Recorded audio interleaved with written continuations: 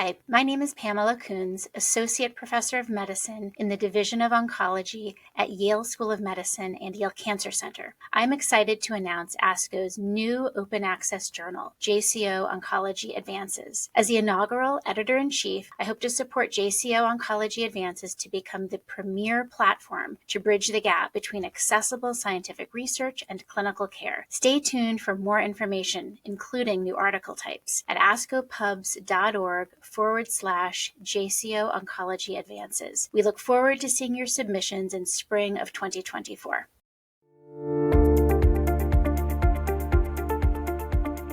The purpose of this podcast is to educate and inform. This is not a substitute for medical care and is not intended for use in the diagnosis or treatment of individual conditions.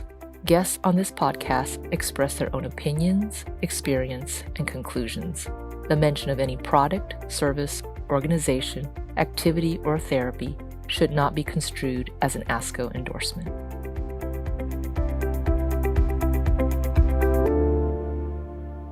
Hi, everybody. I'm Pat Loehrer. I'm Director of the Centers of Global Health at Indiana University, Melvin and Bren Simon Comprehensive Cancer Center. And I'm Dave Johnson. I'm a professor of medicine here at UT Southwestern Medical School in Dallas, Texas. So, Pat, we're back for another episode of the award-winning Oncology Et Cetera. Just seems like last month we were here, Time just flies. Exactly. Before we get started, you were telling me about an interesting book you were reading, something about friends or something. Can you elaborate? Sure. Yeah, this book I picked up, actually my wife picked it up. It's called First Friends. It's written by Gary Ginsberg. It's a really interesting book. It was basically talks about, it probably has about 8 or 9 presidents, but the importance of having a friend that guides them. And these were people that were in many ways unelected people that were close to the presidents that helped change the face of what we see today. And some of them are stories of really good friends, and some of them are, I think, opportunistic friends. But it gives you a background of people like Madison and Lincoln and Roosevelt and Woodrow Wilson. It's actually a fun read. I'll definitely put it on my reading list. Sounds like a pretty exciting one. Well, speaking of influential people, we're really excited to jump back into our interview with Dr. Hellmann. In our last episode, we covered her early life and career, her work in Uganda, her views on global oncology, and her experiences in private practice and industry. In the next half of our interview, we'll learn more about her incredible career and her multiple leadership roles. Let's start by hearing about her time as Chancellor of UCSF.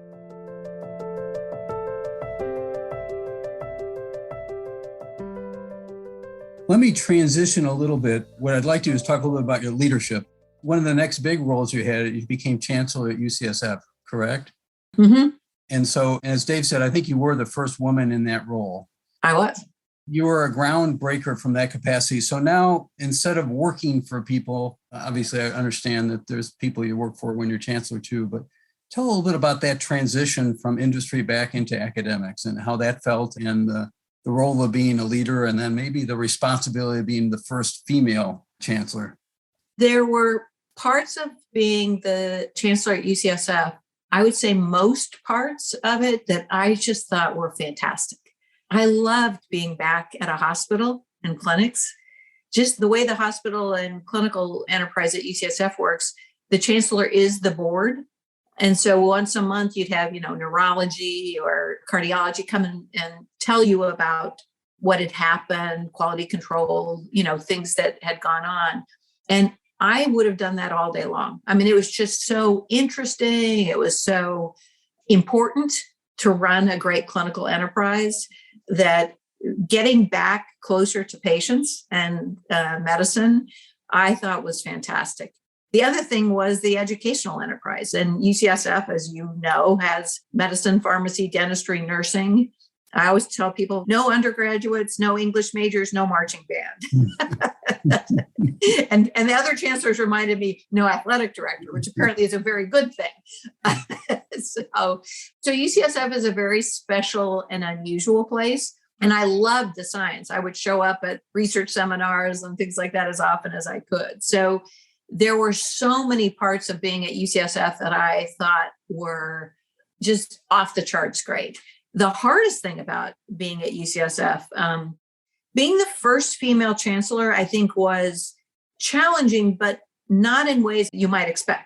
I was used to being a woman leader in medicine and biotech, which was unusual. So being the only woman in the room, being the first wasn't new to me. But the thing that was hard on our family was there are roles for the spouse of the chancellor that fit more neatly into more of a classic female role, hosting things. There was a tea party for the wives of the faculty that the wife of the chancellor typically had. And for some reason, Nick didn't think that that suited him. We sort of laughed about that. You can't make tea? He can't make tea to save his life. And he's a strong introvert, which made it worse. I will tell you, some of the under-recognized, under-rewarded people in life are spouses of chancellors and presidents of universities. And talk about unpaid labor, my goodness. And so we sort of struggled with, how did Nick show up? What did that look like? Because we didn't have any role models for what that looked like. I still laugh that Bill Clinton said he would be first laddie. So, when you have a pattern recognition, life is easier. And then being one of 10 chancellors at the UC system, I struggled a little bit with the UC regents just because it felt, I became chancellor in 2009 and we had some fiscal realities that we were dealing with, and the pace of the UC regents and the format of the UC regents. I actually made a proposal for UCSF to kind of break off from the other 9, and that was not well received, got me in the newspaper. I did not do that again. People saw it as disloyal and not very smart. But, all in all, I thought then and think now that our public universities are absolutely, they're treasures in America. And I was really proud to be a part of it and hope that I had made a contribution. Speaking of leadership, what was it like to be CEO of the Bill and Melinda Gates Foundation? What caused you to step away from chancellor to philanthropy? It's not a step down. It's not a step down, Dave. It is not a step down. So I would say a couple of things. First of all, Bill and Melinda pushed me hard to take the job. I was not looking to change. My husband worked at the Gates Foundation for a couple of years on HIV. So they knew us and they knew Nick better than me, but they knew both of us. We awarded Melinda the University Medal at UCSF. And to my great surprise and happiness, she accepted and came. I later think that she was using that as a reason to talk to me about the CEO job, but she got a twofer. And I was really compelled by the mission. Who wouldn't be? I was really compelled by the mission and the chance to get back into global health after the experience I had had in Uganda. But I'll tell you, it is the ambition of the Gates Foundation, the scope of the Gates Foundation, the resources, and the need to get something done. I tell you, it is hard work. It is really hard work, from China to India to all of the continent of Africa, and then U.S. education, throw that in on top of things. So I was thrilled to be a part of driving the agenda and the mission. Some really talented people who are working very hard are at the Gates Foundation. I was surprised, especially on U.S. education, at the amount of pushback. And I worked really hard to be successful at working with Bill, who's known as a tough character, and lived up to that reputation. Good to know. Just in case he calls Pat or me. Yeah. I'm not going to get a medal at UCSF either. So that's you never know, Pat. It's a non-starter. It's a non-starter. So, and this may not apply to you, but there's a lot of maybe disproportionate number of women who feel they suffer from this imposter syndrome. To be honest, Dave and I have talked about that. We both feel in that syndrome too.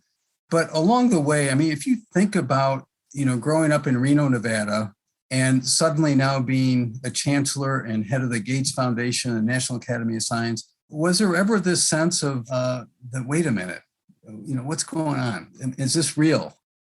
For me, there has always been that sense. There has always been that sense. And I look at it as, I hope there always will be that sense, that the kind of need to demonstrate your value. And, there's a part of the imposter syndrome that is humility and not overestimating what you can do. And so on my best days, I think that leads me to say, I've got to work with really terrific people. My job is to bring out the best in others. I can, if I lead, it's because there's a great thing we're going to accomplish, and I can help people see where we're going together. And so I definitely have had imposter syndrome. But the one thing that I probably overused and kind of grew to like too much was the thing of people underestimating me and then proving them wrong. That gets a little wearying after a while. It's like, okay, we're going to waste some time while you decide whether I'm worthy or whether I can do this.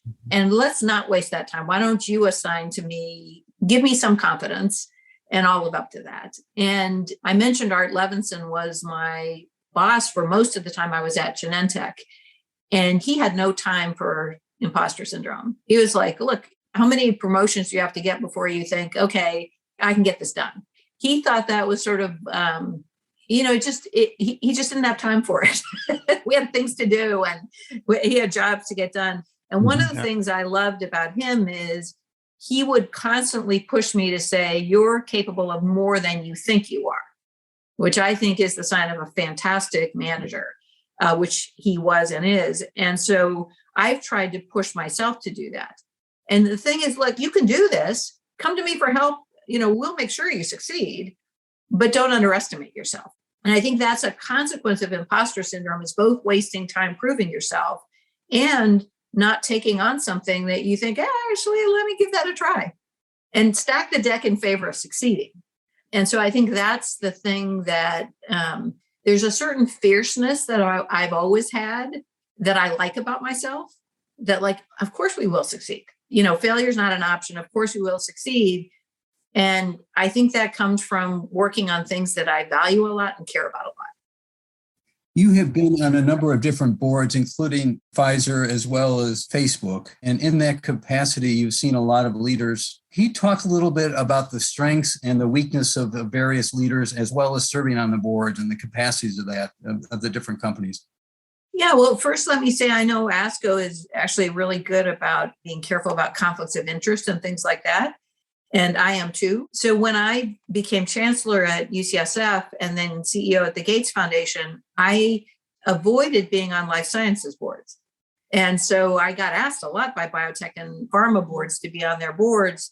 Initially, I joined Procter & Gamble's board, where I served for, I think, about 6 years. And then I joined Facebook's board. And those were both fantastic experiences. And I actually joined the boards for two very different reasons. One, P&G's board, I wanted to learn about branding and consumers. And I felt like in medicine, I didn't really learn about consumers or branding as much as I needed to or might. And then Facebook's board I joined because, as Dave mentioned, I was with Charles Sawyers. We wrote the Precision Medicine Report for the National Academy. And I really love, to this day, I love the concept of using the social network to connect people. There was sort of an infamous story or famous story. It's actually a good story of patients with a certain form of myeloma who found each other on Facebook and went to Genentech and said, make a new medicine for those of us with this genetic abnormality, and we'll all enroll in a trial. And so these connections to me felt really powerful on precision medicine. And so getting to work with CEOs at Procter & Gamble, the CEO, Mark Zuckerberg at Facebook, I do see the really different attributes of leaders. But when you're a board member, you see those attributes of leaders with a very different lens. What's the return to shareholders? How does the community think about them? What's the impact? And increasingly for Facebook, what's the impact on the world? What's the impact on our social discourse and our ability to have a free and fair election? A lot of those things became much more operative on the Facebook board while I was on the board, and really tough social issues that continue to this day. Yeah, Sue, we could go on for another hour and a half, but I have one question to ask you, which may seem a little bit silly in retrospect, but, if you could look back on your youthful self at 21 or 22, knowing what you know now with all the things that you've done during the course of your career, what advice would you give yourself? And perhaps I'll addend that by saying, what advice would you give, particularly to young women in the medical profession who are trying to balance that work-life balance that everyone talks about and worries about and struggles with, quite frankly? I'll give you one thing I should have done better and one thing that I think I did well. So the advice on the one thing I should have done better, I think slow down a little bit and take a bit more time for fun and enjoyment. I was extremely worried about money when I was in college. And, being number 2 of 7, every summer I worked. I remember at one point in medical school, I had 3 weeks off and I got a job for those 3 weeks at a deli making sandwiches. And I went to college for 3 years, crammed it into 3 years so I wouldn't have to pay for the 4th year. So I just think that I could have taken on more loans. I could have done some things to just dial it down a bit, because you don't get those years back, and that's such a great time of your life when you're 21, 22, something like that. So I wish I'd have just slowed down a bit and not been so driven for those 7 years of university and medical school that I really just either worked or studied all the time. That's the thing that I feel like I did well. And I would say this to anybody who's going into medicine, because there's so many opportunities. There's so many wonderful things to do. But whoever your spouse is, whoever your partner in life is, take the time and energy to make sure that's the right person for you. I feel so blessed. My husband, who I've mentioned several times in this discussion, Nick, was my roommate in San Francisco when I was an intern, like real roommate. And we've been roommates ever since. And we're very compatible. He's one of 7 kids too. It's another Catholic school kid. And we just have fun together and support each other. And there's no way I could have taken these crazy jobs or done the kinds of things I've done without Nick. So having a wonderful, supportive partner makes everything better. That definitely resonates with Pat and me. We're both very blessed to have wives and spouses of, for me, it's 52 years. I can't remember, Pat, yours is close. I had my first date with my wife 50 years ago. Yeah. Yeah. Okay. So you guys know what I'm talking about. Absolutely. Yeah. Yeah. Go ahead, Pat. I was going to ask a question that you probably may have already answered there, but Bob Woodward just came out of an interview with Colin Powell. One of the last questions he asked him was if he could reflect on that one person that was a moral compass for him. And so for you, that one person, alive or dead, that has been, not the most powerful person you've met, but the one that's really influenced you the most in terms of giving you direction. Who would that be for you? Probably, if I look at the through line, the entire time I've been alive, it'd be my dad. He had the ability to look at a room and find the person who was struggling and go over to them. And I really love that about my dad. I love it. One last question, Sue. We're at the top of the hour, and I know you're a very busy person. Pat and I love to read, but we're also documentary fiends and whatnot. We're interested. What have you read recently that really resonated with you? Do you have a recommendation for us? I will say during the pandemic, I've gotten back into reading biographies, which I love. Yeah. So I did the Caro Lyndon Baines Johnson, which, the Master of the Senate is really good. But my favorite book of the last 2 years is The Codebreaker, Walter Isaacson's book about Jennifer Doudna. Yeah. One of the things I love about Walter Isaacson is he teaches you science through his biographies. Like, I think I understand relativity based on his Einstein biography, which is great. But The Codebreaker is really super good. Yeah, we've both read it and we couldn't agree with you more. Loved it's a it. great one. Loved it. So, Sue, again, it's been a real honor to have you as our guest, and we really appreciate the time you've taken. Thank you so much, and we hope you enjoy the beautiful weather in Alamo, California, and I hope it does turn green and the rain continues for you. Thank you so much. It's been my pleasure. Thank you both. Take care. Bye. I want to take the moment to thank our listeners for tuning in to Oncology Et Cetera, an ASCO educational podcast where Pat and I really will talk about anything and everything. So if you have an idea or a topic you'd like to share with us and like for us to pursue, please email us at education@asco.org. Thanks again. And keep in mind that Pat is a giant in oncology, but he's a short in stature. Thanks, everybody.